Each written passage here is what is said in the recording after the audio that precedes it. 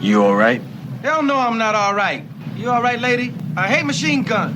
What's the problem? I hate machine guns. What are you yelling about? Yeah, when I get shot at by a .30 caliber M60 machine gun, I get scared. And when I get scared, I get angry.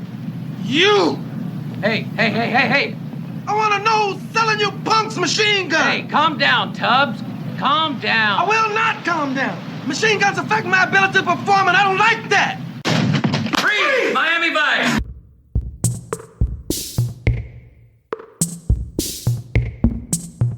Fast cars, flashy clothes, big money, heavy players, and the hot Miami scene. These were the main ingredients that made Miami Vice one of the most innovative shows of the 1980s. Journey with Tim and Mark as we take a peek into the drama series with an MTV feel on the Vice of Miami podcast.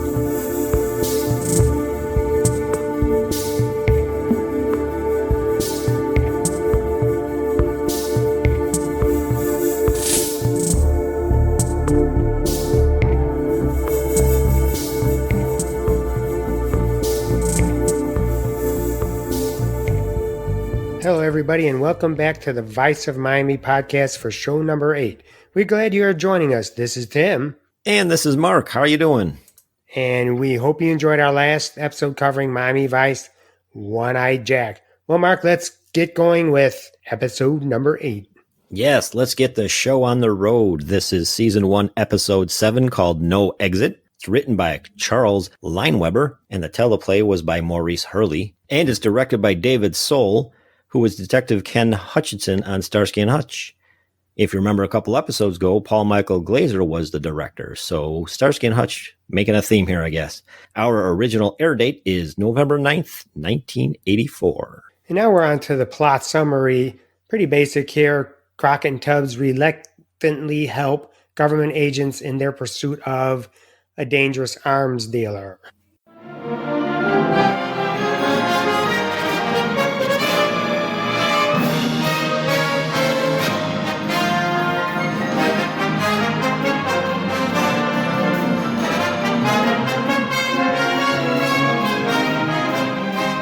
And that music can only mean one thing. It's time to highlight the guest stars and list the co-stars for this episode. I'll start off, Tim. First, we have Walter Bruce Willis as gunrunner Tony Amato. He was born March 19th, 1955, and is an American actor, producer, and singer, and he's most famous for his role as John McClane in the Die Hard films. He made his TV debut on Miami Vice, where his tough guy persona was highlighted, and it pretty much stuck with him throughout his career so far. He also performed the song Respect Yourself for the episode Land to Be in the Air. His TV credits, along with Miami Vice, include Moonlighting, in which he won an Emmy, and Friends, where he won another Emmy. Some movie highlights are the Die Hard films, Ocean's 12, Look Who's Talking 1 and 2, Pulp Fiction, 12 Monkeys, The Fifth Element, Armageddon, and The Whole 9 Yards, and its sequel, The Whole 10 Yards. Willis is the eldest of 4 siblings. He was married to Demi Moore in 1987 and divorced in 2000. They have 3 daughters. He remarried again in 2009 with Emma Hemming, and they have 2 daughters. All right, Mark, next up we have Norman Parker as FBI agent Nick Pappas. Parker, an American actor, was born in Brooklyn, New York. His career started on the Gothic soap opera Dark Shadows in 1969, then remained in the soap opera genre with roles on Ryan's Hope, As the World Turns, and The Edge of Night. After his Vice appearance, Parker appeared in the TV series Family Ties, Baby Boom, Valerie, Falcon Crest, Beverly Hills 90210, and Star Trek Deep Space Nine, among others. His last recorded role was in the movie The Medicine Show with Annabelle Gertwich in 2001. Next up, we have Tom Meridosian as FBI agent McIntyre. He's born March 19th, 1955. Tom's an American actor. Merdosian was born in Buffalo, New York, who later was a part of the Army Special Forces, where he developed a love for acting. After he left the Army, he appeared in productions in Buffalo as well as on Broadway. He made his TV debut in a 1980 movie, Seizure, the story of Kathy Morris. Some movie credits include Tootsie, Betsy's Wedding, Wall Street, and he appeared in the series Oz as well as Law and Order and Blue Bloods. He returned to Miami Vice in the episode Streetwise. He married actress Frederica Meister in 1984 and has 2 daughters. Next up is Coti Mundi, is the stage name of Andy Hernandez, who played the gunrunner Ramon. Born in 1963, he is an American actor and musician. He has 3 Miami Vice episodes to his name. This episode and Smuggler's Blues and Everybody's in Showbiz. Born in New York and raised in Spanish Harlem, he started his music career in the 70s being part of 2 big bands. He made his acting debut in 1983's Get Crazy, later in Against All Odds and Crush Groove. Mundy continued to act and produce music after his Vice appearances, including roles in Who's That Girl, Mo Better Blues, Carlito's Way, Car 54, Where Are You, among some titles. Mundy is still active behind the camera as well as in front of it. Speaking of Against All Odds, didn't Phil Collins do the music for that, Tim? Yes, he did. The title song, he sure did. Okay, moving on. Bill Swiekowski as gun dealer. That's all it's listed as gun dealer. Born August 4th, 1945. He's an American actor. He made his acting debut on Miami Vice. He made his film debut along Michael Mann in Manhunter. He has an extensive film and TV history. In TV, he played on Equalizer, NYPD Blue, Third Watch, Law & Order, 30 Rock, among others. In the film, he starred in Takedown, Quiz Show, Warrior Road, and others. We now have Catherine Borowitz as Rita Amato. Born in Chicago, she's an American actress. She made her TV debut in this episode, but made her acting debut in World According to Garp. Borowitz appeared in several TV series such as Evergreen, Hot House, Law & Order, and Amazing Stories. In film, she appeared in Baby Boom, Internal Affairs, Men of Respect. Her most recent movie appearance was 2014's The Sweet Blood of Jesus. Borowitz married John Turturro in 1985 and has 2 children. Here are this episode's co-stars: Vinnie Curto as Tony's bodyguard, Al Garrison as Gentile, Julio Michoso returns as Metro-Dade policeman resident tech Lester Costco. Now let's highlight the music making an appearance in this episode. First up, we have Stay With Me by Teddy Pendergrass. That's when Amato is slapping Rita around in the house. I Don't Care Anymore by Phil Collins. That's when Crockett and Tubbs bust Amato. And the Jan Hammer music is Airport Swap. That's when Dupas and Tubbs are switched at the airport. Now we're going to move on to our etc. the Goofs Facts locations. First up, we have when Crockett grabs the arms dealer at the beginning of the episode and throws his Daytona into reverse. The man is very obviously played by a stunt double when Crockett spins his car to a halt and throws the man to the floor. When Crockett and Tubbs and Lester go to bug Amato's house, Lester says they have 30 seconds from when he opens the door to deactivate the alarm before it goes off. In real time, it takes Lester more than 50 seconds to find and shut off the alarm. Now we have a few locations for you here. First is the Winter Haven Hotel, Ocean Drive and 14th Street, where the opening gun deal takes place. And its next location, which will be on the YouTube version, and we'll put it on our Facebook page, is Jose Marti Park at 351 Southwest 4th Street near 2nd Avenue at the Miami River. That's where Crockett heads off and poses as the hitman. Then we have Shipyard, Southwest 2nd Avenue, and this is the ship scenes for the arms deal. Neat fact within this, the ship Kyoko's Express, the ship on which the arms deal and shootout takes place, was used in 4 episodes and then sunk in November of 1985. It's now an artificial reef under 250 feet of water, about 1 mile offshore of Pompano Beach.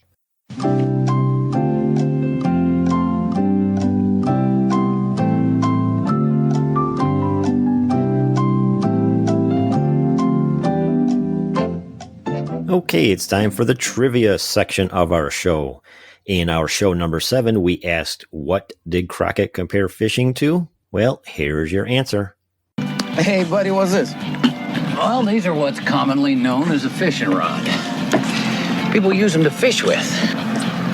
10 o'clock at night and you want to go fishing? It's called sanity maintenance, Tubbs. All right, and then this week's trivia question is, at the beginning of this episode, Castile calls off the surveillance. Then it pans to Crockett saying he will pick up Tubbs and Zito.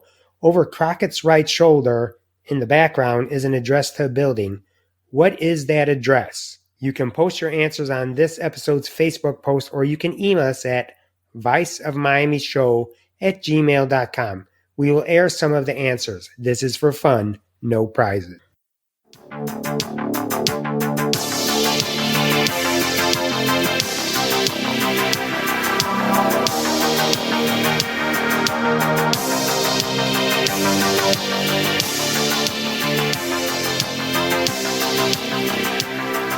And this is our discussion part of the show. We'll go over pretty much scene by scene a little bit and hit some other good plot points. Tim, here we go again, starting off pretty much most of Vice. They're at a stakeout. They're waiting for a seller of some guns and grenades to show up. Some of Vice's in vehicles, on foot in their buildings. And we see Switek having fun as usual with his radio etiquette. I thought this was kind of goofy. I was surprised that it really wasn't busted on by Castillo for the radio chatter other than off Schwei. I have no idea what he meant by that. I don't know what you think, Tim. Off Schwei. Yeah, I don't know either. Schweinhund, isn't that German? If it's not German, it sounds maybe a little bit more Jewish, and maybe he's just, and that could be, who knows? Shut down, quiet down type of thing, Or maybe that was his nickname for him. Or it could be a nickname for him, right? And Tim, I have a question for you. What does Zito ask for the location of something at the beginning when him and Tubbs were sitting down at the bench by the old guys? You know what, Mark? Yeah, I cannot actually remember when he said it. It might have been something too quick, so maybe you can fill us in on that. It was really quick, and it was kind of quiet. I don't think they were, the camera was on him when he said it. I'm not 100% positive. But he goes, where can I get a good Cafe Cubano around here? Where can we get some Cafe Cubano around here? I just thought that was kind of funny. Just another good trivia question. It's the Zito and Switek shtick. Yeah, exactly. Trying to sucker Tubbs into it. Tubbs is probably like, I ain't having nothing to you, boy. I know we discussed this before, and you brought this up, and we think the scene appears to be on or near the grounds of a retirement community, which made it difficult for Vice.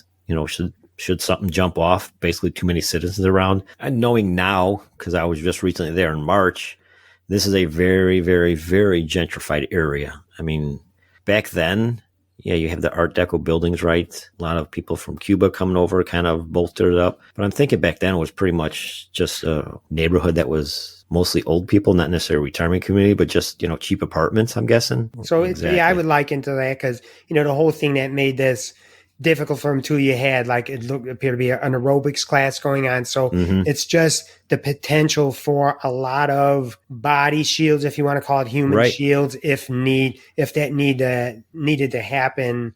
Again, if something jumped off, if they get the drop on whoever they're making a buy from, and the bus is going to go down. You got too many people there that the perps could grab onto and use them as a hostage or shield. Exactly. Yeah, and you said people doing aerobics, and I knew they do have a gym area there. And then Castillo, pretty much on his first stakeout here with Vice, he calls it a bust essentially, and he kind of starts closing up the shop. Okay, guys aren't showing up. Let's pack it in. Let's move on.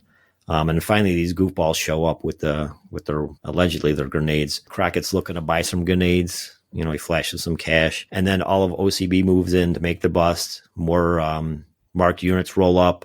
And it's pretty much a gunfight at the South Beach Corral. One perp's nabbed, and two others get away firing off pretty much a submachine gun from the back of the van. And Tim discussing Castillo being like, I think you said, Clint Eastwood? He saunters up where Tubbs, if everybody could remember that Tubbs was protecting a bystander by using himself as his shield. He was all jacked up because obviously he didn't like this machine gun fire.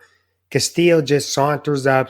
He's got he's holding his big can in his hand, and he just looks at him and he goes, "You all right?" And then obviously, he was cool, calm, and collected, like it was another day's work to be in this stream of M60 bullets. But Tubbs, not so much, especially ones being fired at him. And then this is where he just starts going on this rant, and it just seems, again, like forced acting by Philip Michael Thomas. Right, exactly. And if you notice, when he actually has this guy by the scruff, he kind of looks up kind of away from the guy. And I swear he's got to be looking at the script or something like that, because it just wasn't natural. He wasn't like looking at Crockett or Gene or anybody else. He just looks kind of up and off to the side a little bit. If you know this episode, go back and take a look at it. Yep. And speaking of Gina, her and Trudy, Gina was in it very, very briefly at the beginning, and Trudy not so much, not at all, from what I remember. Was she up upstairs with them with Castillo? I think she was up there, and then Gina was downstairs. I don't know. And there there's no speaking part on her part. So Right, just right. a little note on that. And within this guy, the guy they nabbed, he gives up some names: Gentile, Ramon, and Antonio Amato. Castillo and Crockett and Tubbs are wondering why Amato is a big time gun dealer. Why is he selling on the street? Right. He was an international gun merchant and a smuggler. So, they're wondering, like, why is he doing street level business? He would be something bigger, you would think, to some grenades. Well, who cares about grenades, right? Right, exactly. Then we find out that, a warrant gets issued for surveillance on Tony Amato's house, and OCB sets up the camp. And if you remember, they waited out until Amato and his driver leave the house, and then they move in, and they brought Lester with them to start doing his magic, sending bugs around the house. They get in there, and Lester says, we got at least 30 seconds to find a disabled alarm panel, which he found in the kitchen, I believe. In the meantime, Crockett and Tubbs are snooping around for whatever info they can get on Amato. And I remember Crockett picked up a magazine that I think was like an anarchy or anarchist type magazine. Exactly. It was kind of like Guns for Sale, a catalog, like an old Sears catalog, Christmas shopping. Pick up your toys. He made reference that way. A funny little thing I noticed within this, I think this episode started it, and I think there's got to be several more. If you notice in the background music they have playing, it's in horror movies, where you get the violin screeches, wee, wee, wee. I've noticed in Miami Vice during tense scenes like this, they've got that synth and piano kind of like plinks.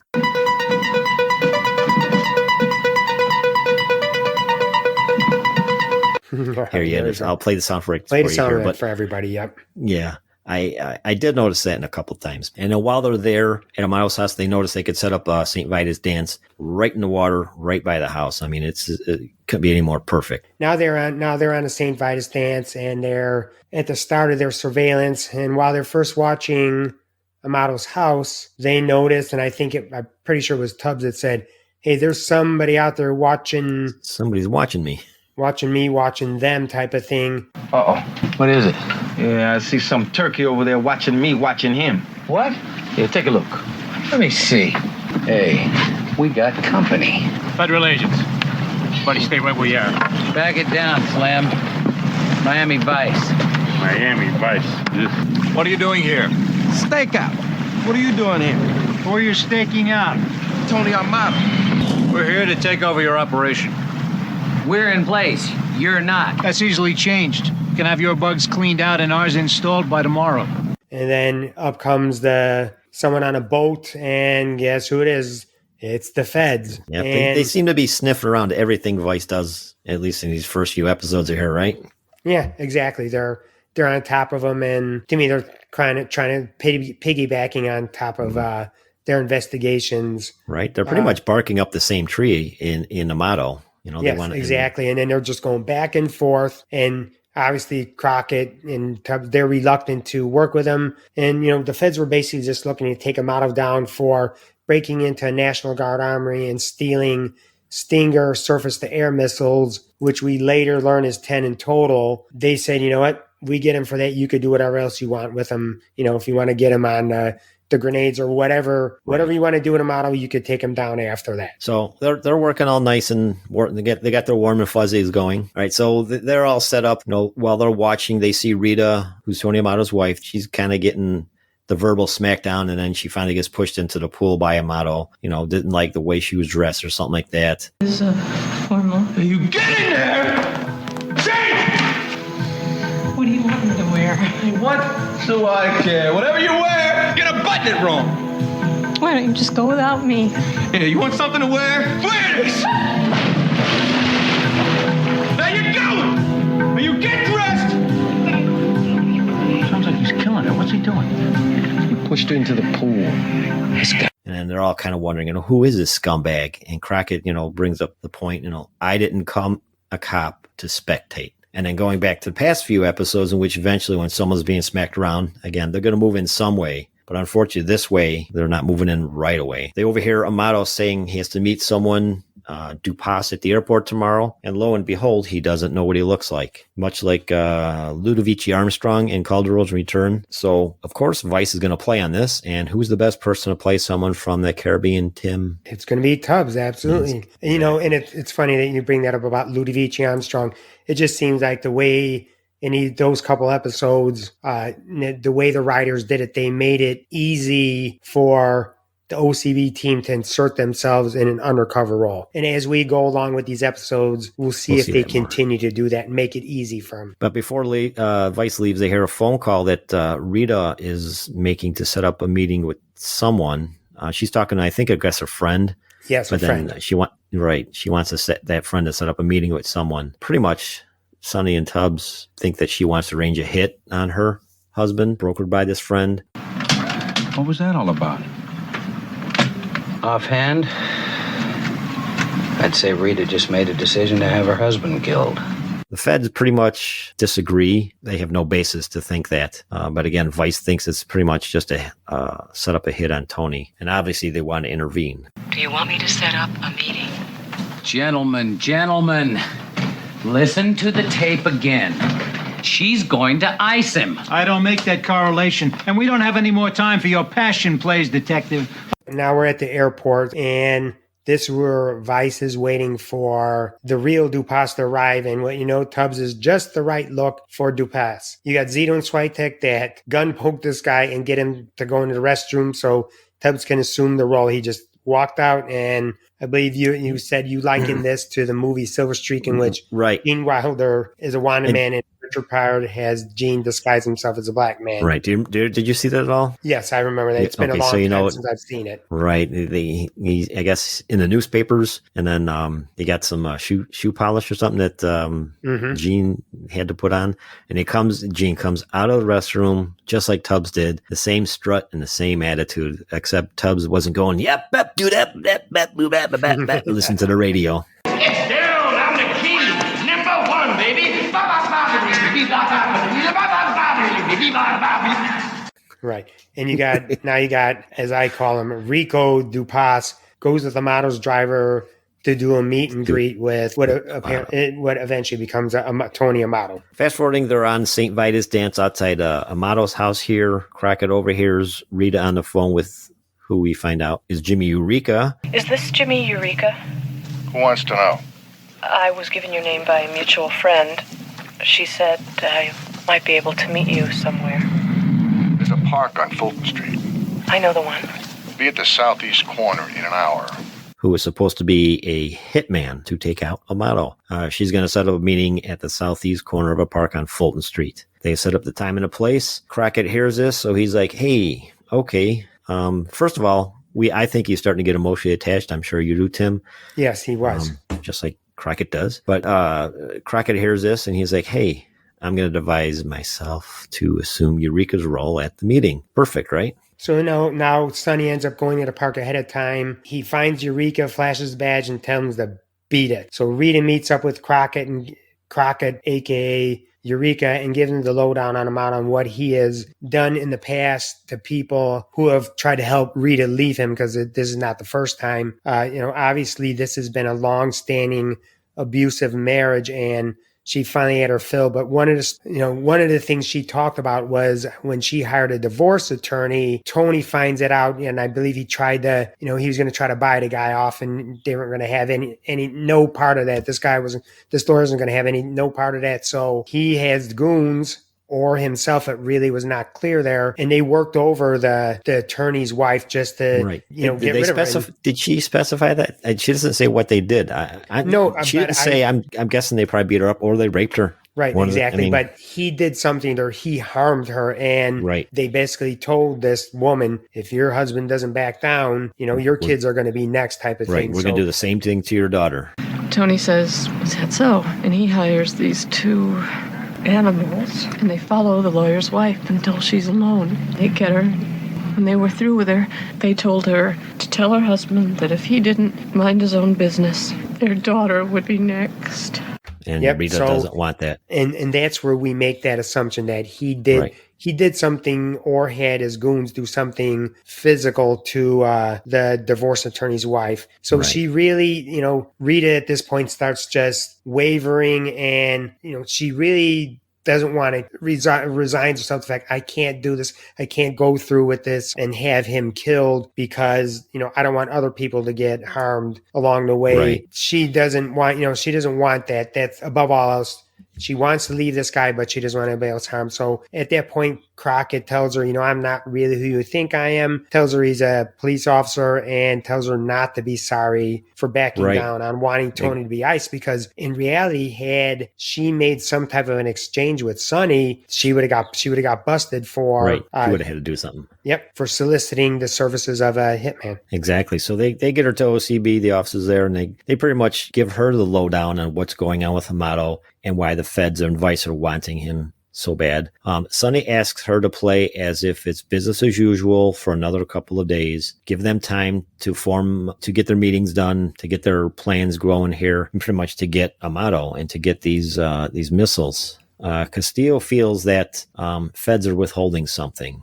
Someone's waiting in the wings in Washington. What do you think he meant by that, Tim? I mean, do you think he had the forethought that they're going to just want Amato and not the guns and get the bigger guy, and they're just, yeah, we'll do whatever? What do you think about that? Well, he was more honing in not on the feds that they were dealing with, which I'm assuming was the FBI. He's thinking somebody bigger, higher level, higher echelon type of organization is waiting in the wings. I mean, just in his a higher federal. Yes, higher federal. Definitely not a local level. It's definitely higher federal. Okay. It was just his example, a great example of his gut instinct that, as a veteran cop, something's going wrong here. I think he was thinking the FBI he's dealing with was not being super forthcoming about everything. Exactly. And I think that's a long-standing local law enforcement fed, just back and forth animosity type of thing. So, but I think he still had, if you want to call it, his spidey sense was out there. So now we're at the very short scene here. Pretty much Tubbs / Dupas, Amato go to the beach side where Gentile teaches Tubbs how to use the Stinger. And something's shot down. I'm assuming it's a plane because we really didn't see anything. We just saw the explosion and then the one part of the missile launch off in a different way. But right, and I remember in there too when he's teaching him how to do it. Right, he told him how you could disarm. You could disarm the missile or the explosive to make it look like an accident. Just make it look like an accident. That was a big thing. So obviously, whoever the real Dupas was, he was looking to do something big time with this, and it's probably shoot down a plane. I mean, it's going to be some type of aircraft. You're using this Stinger surface-to-air missile. You're not using it to blast a high-rise building. It's for something bigger than that. Well, they said at the beginning of this thing, they said you could shoot down a F-16 or something like that, and then later, like a few seconds later, I said you could bring down an airliner. Right, commercial airliner. Exactly. Yeah. That's what do you think about? So fast forwarding to they're at some sort of a bar, and the deal made pretty much is Tubbs renegotiating some aspects of it. Amato, he wants what I think $75,000 for 9 missiles, but Tubbs counters with $65,000 because he's going to handle the transport himself. The price is $75,000 each, as we discussed. So are we just talking here, or what? We're talking. But I'll take all the inventory after I inspect the merchandise. Then we'll talk about delivery. I don't believe it. Within the 75 and 75. 65 if I have to handle transport. We're talking about port of entry, man. 67.5 and you got a deal. He's taking. He was going to have to handle it because Amato said, "I don't do that." Exactly. So the onus is on Tubbs / Dupas. So they finally agreed 67.5. This is where they tell Tubbs where they stole the missiles from, which was the armory. And then they get to agree.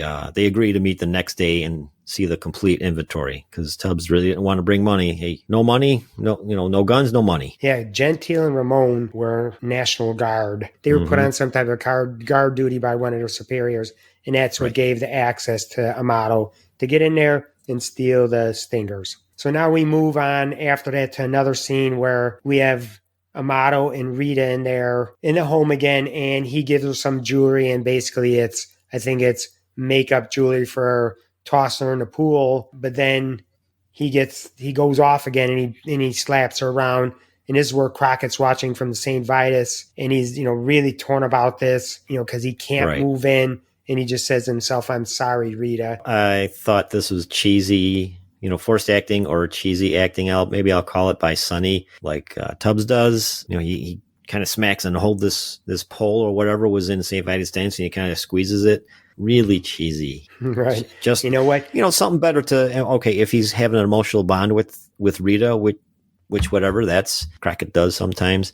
They just could have done something better. This was just so cheesy and corny. Right. And you know what? I think a lot of when you're talking about the emotional attachment with him, very first episode, Brothers Keeper, he loses a good partner. I think it's one of these things, he's got that in him. I don't want to lose another person, even though he didn't really know Rita.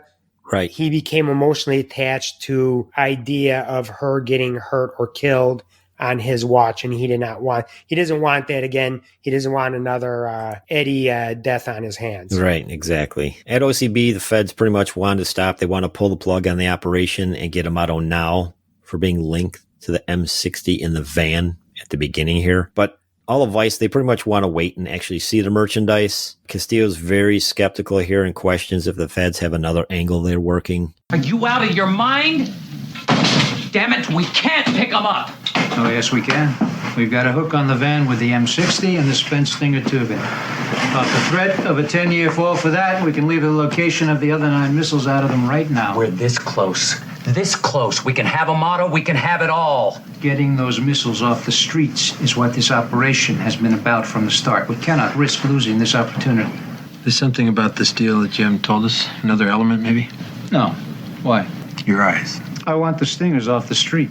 They deny it, of course. They agree to wait until after the meeting with the missiles. So moving forward, after some sort of phone call, Amato finds a bug, and then Tubbs, while on St. Vitus Dance, pretty much jumps into action and calls the house as Dupas to say, hey, what's up, essentially. He says, you got surveillance on me, or I'm being surveilled, I'm being followed, I'm getting out of here. I'm getting on a plane, I'm getting out of here. So he's leaving town now. He spotted the bug. What are you going to do? I'm trying to save this thing, man. Come on, answer it. Yeah. It's Dupas. Don't talk. I'm not talking, I'm not walking, man. I'm flying right out of here. What is it kind of trick bag you got me backed up into anyway? What? If they got surveillance all over me, you can consider me and my money gone. No. The deal can go down right now. What are you talking about? I can't talk. Listen, meet me where we picked you up. In 1 hour. In an hour. And then Tony presses to meet him and see the merch now. We'll get this done. We'll get it going on now. He seems in a panic that the deal going to fall through. And then cue the plinky music, I'm going to call it. And now we move on to the airport where they're going to make the deal for money for Stingers. And this is where Tony and Tubbs Dupas meet and head to the men's bathroom. And in there, Tony frisks Tubbs and says, just checking. And then, Hey, what you doing, man? Just checking. Just checking. Tubbs or Dupas is dismayed by this, and he whips Amato around. And he does the same thing, and Amato's stunned by how dare somebody do this to him. Just checking, man. Just checking, man. Exactly. And then they go on. They're going to make the deal. There's the cash, and then they leave to go to where the remainder of the Stingers are now.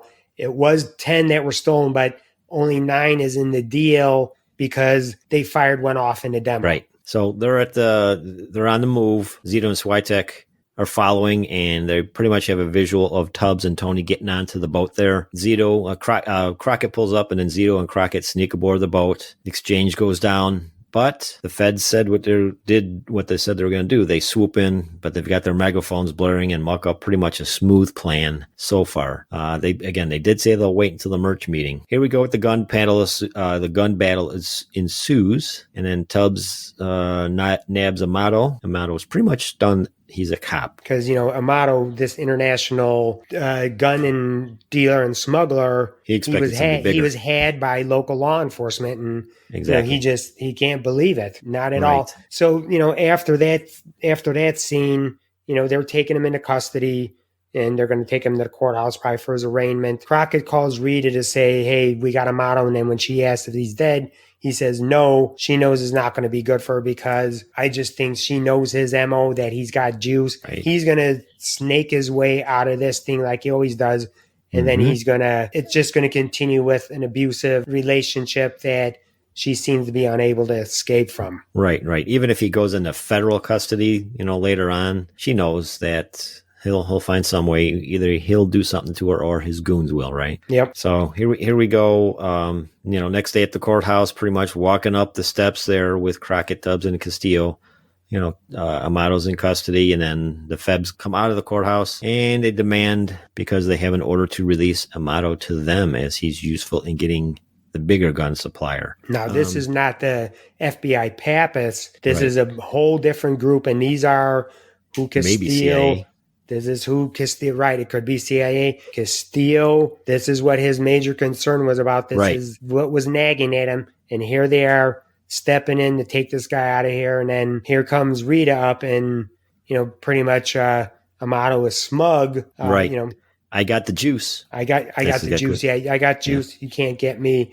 Rita comes up to the group. She draws a gun, and then you get that freeze frame where Sonny's screaming, "No!" I try to tell you, fellas, I got the juice.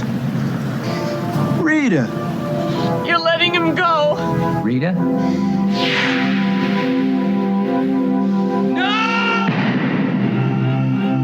And we're assuming he got shot. We're making the assumption that Rita killed her abusive husband.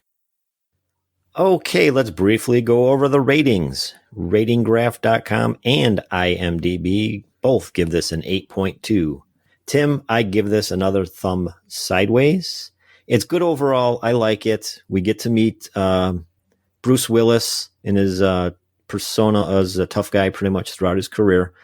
But the intensity as past episodes, I don't think is really there. We'll get into it, but even, we discussed, I should say, with Tubbs' forced acting. Even Crockett had some forced, I want to lean towards cheesy acting when he's watching and hearing Rita being smacked around. That's when he talks to himself and he smacks and grabs that pole on St. Vitus Dance. It was good, but again, I just found it lacking. You know what, Mark? I actually liked this episode and gave it a thumbs up. And it's mainly because of Castillo's character coming into his own mysterious way, especially when after he had the machine gun coming out of the van there like that, Tubbs is on top of an innocent bystander protecting her, and up walks Castillo in this dirty, hairy type of way. And he asked him, "You all right?" And also, I really like you could start seeing the instincts of a veteran cop play out when he became suspicious of someone that he thought was waiting in the wings in Washington. It was just something gnawing at him. But, overall, it was a straightforward plot where a small buy led to a bigger takedown in the end. Okay, we've come to the part of the show where we hope to inspire or enlighten. We've officially named this Nerd's Chalkboard of Wisdom. In both the world of Miami Vice and our current world at large, we encounter many challenges we work to overcome. In the interest of creating a family and friendly atmosphere through the show and on our social media platforms, we'd like to offer some parting thoughts, a simple quote, phrase, or words of encouragement, or a funny quip to you, our listeners, because without you, our friends, we'd just be talking to ourselves. And we say friends because that's what we consider all of you who follow our show. This show's quote is from Richard and Robert Sherman, two brothers who wrote many songs for Disney. There's a great big beautiful tomorrow shining at the end of every day. There's a great big beautiful tomorrow, and tomorrow's just a dream away. Yes, it is, Mark. Yes, it is. And with that, we'd like to bring this episode of the Vice of Miami podcast to a close. Mark and I appreciate each and every one of you listening. We hope you enjoy what we have to offer in our shows. Please spread the word about us and comment and rate us on your podcast platforms. We'll see you next time for Vice of Miami show number 9, where we discuss episode 8, The Great McCarthy. You can find us on Instagram and Facebook at Vice of Miami Podcast, or email us at viceofmiamishow@gmail.com. Please rate us and comment on the episodes and spread the word about the show. On YouTube, press the like button and hit the subscribe bell.